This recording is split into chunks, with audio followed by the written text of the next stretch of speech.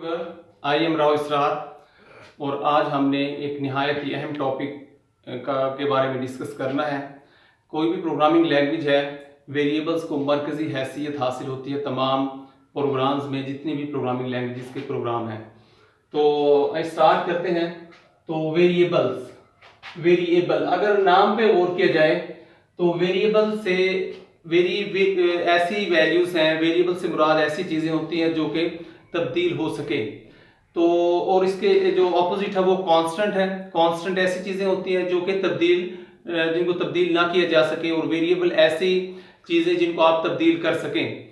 और इन प्रोग्रामिंग जब वेरिएबल को कहाँ पे यूज़ किया जाता है, फॉर एग्जांपल अगर आप इनपुट ले रहे हैं, प्रोग्राम इनपुट ले रहा है या प्रोसेसिंग के बाद रिजल्ट कैलकुलेट कर रहा है, तो जब वो इनपुट ले रहा है तो इनपुट को कहाँ पे प्लेस करेगा। तो कोई मेमोरी के अंदर ऐसी जगह होगी जहां पे उस इनपुट को यूजर से लेके रख सके, और प्रोसेसिंग जब कर रहा होता है तो जब रिजल्ट कैलकुलेट करेगा तो आफ्टर द कैलकुलेटिंग रिजल्ट तो वो कहां पे रिजल्ट को रखेगा। तो वेरिएबल अगर डिफाइन किया जाए, variables are named memory location. Named memory location, नाम वाली मेमोरी में जगह को वेरिएबल कहा जाता है। The variables are the location in the memory. Memory it is a main memory, और मेमोरी के अंदर वो लोकेशंस जहां पे यूजर जब इनपुट करेगा तो वैल्यू जो इनपुट करेगा जहां पे वो वैल्यूज रखेंगे, दीज कॉल्ड द वेरिएबल्स। और हम इसको डिफाइन इस तरह करेंगे कि नेम्ड मेमोरी लोकेशन, नाम वाली मेमोरी में जगह जिसकी वैल्यू को ड्यूरिंग द प्रोग्राम एग्जीक्यूशन आप चेंज कर सके किसी भी टाइम, उन्हें आप कहेंगे वेरिएबल्स। अब वेरिएबल्स जो होते हैं इनकी एक टाइप होती है। तो वेरिएबल डिक्लेरेशन, हम देखते हैं कि वेरिएबल डिक्लेरेशन क्या होता है। वेरिएबल डिक्लेरेशन के अंदर सबसे पहले डेटा टाइप दी जाती है, and second is a name of variable.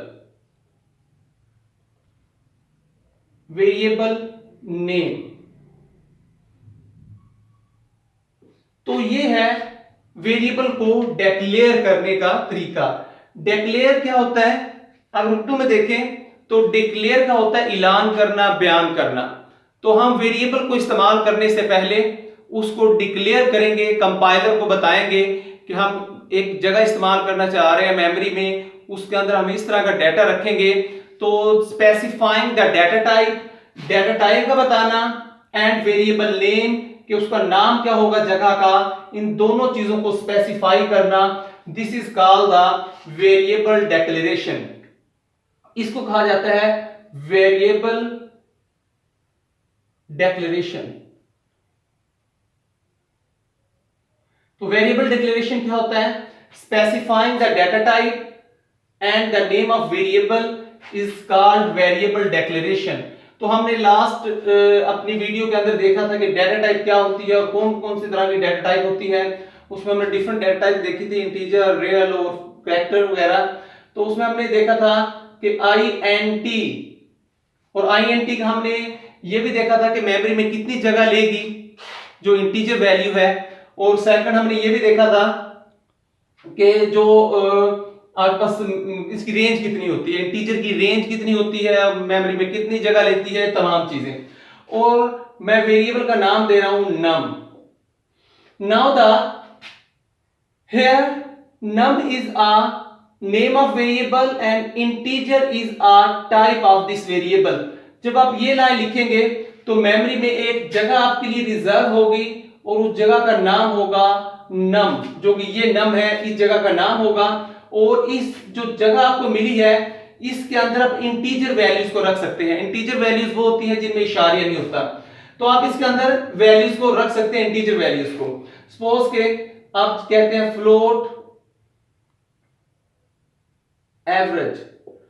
Now the it is a second variable declaration. ये डाटा टाइप है फ्लोट और उसका नाम एवरेज होगा। सपोज कि मेमोरी में आपके पास जगह रिजर्व होगी, उसका नाम होगा एवरेज। और इस एवरेज के अंदर कौन सा डाटा रख सकेंगे, फ्लोट, ये बता रहा है डेटा टाइप किसके अंदर फ्लोट रखा जाएगा, और जो नम आपने जगह रिजर्व की है इसके अंदर आप इंटीजर वैल्यूज रख सकते हैं।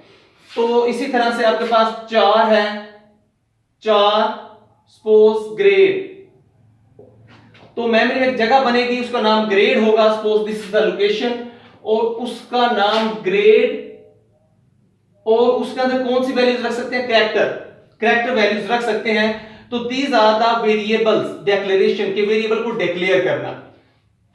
उसके अलावा वेरिएबल से ही रिलेटेड जो चीज है जो यूज होती है वो होती है असाइनमेंट ऑपरेटर।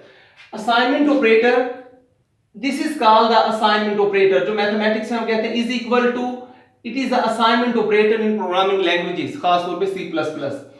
और अगर आपने C++ के अंदर इज इक्वल टू लिखना है तो वो double is equal to mark को लिखेंगे, इसका मतलब है is equal to, and it is a assignment operator.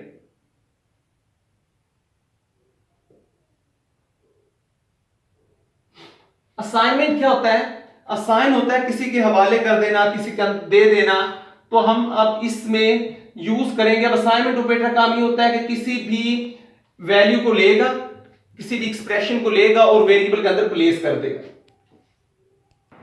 Assignment operator के बारे में हम एक पूरी वीडियो रिकॉर्ड करेंगे कि असाइनमेंट ऑपरेटर को मजीद डिटेल से देखेंगे कि असाइनमेंट ऑपरेटर कैसे काम करता है, तो left hand side right hand side में कौन कौन सी वैल्यूज हो सकती हैं।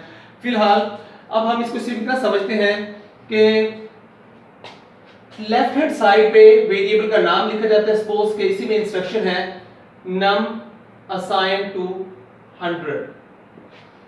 अब क्या होगा, 100 जो है इसको num वेरिएबल के अंदर रख दिया जाएगा, और 100 num वेरिएबल की जो लोकेशन है इट इज दिस, और इसके अंदर 100 प्लेस कर दिया जाएगा।